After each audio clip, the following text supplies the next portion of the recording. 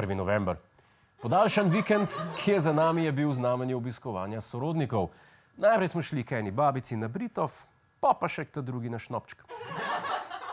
Kaj, eni more prijeti tisto uro na Šporhrtu poprostaviti, pa pomagati s prazn flašo. Se pa verjetno vsakemu kdaj zgodil, da 1. novembra ni našel groba, ki ga je iskal. Ne glede, a je bilo to zato, ker ste bili prvič na nekem pokopališču ali pa zato, ker ste pozabili, kam ste človeka zakopali. Glavno je, da bi nam preprosta aplikacija pri tem močno pomagala. V Mariboru jim je to že uspelo.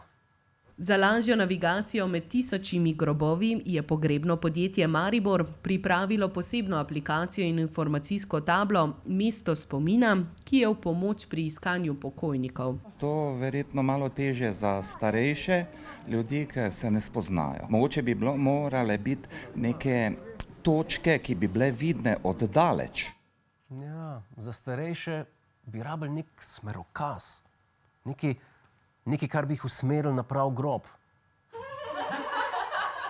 Ampak to je samo za tiste, ki nimajo aplikacije. Za vse ostalo pa je tukaj par pokopaliških aplikacij. Želite biti pokopani v tuji državi?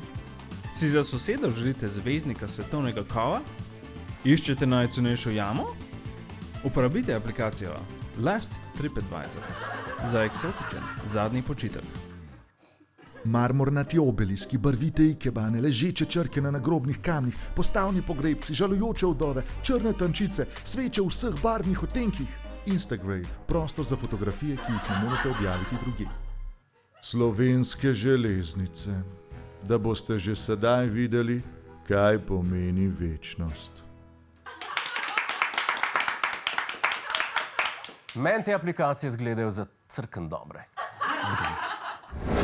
Hej, to je naš YouTube kanal, klikni na ta gumb in se naroči, da boš na tekočem.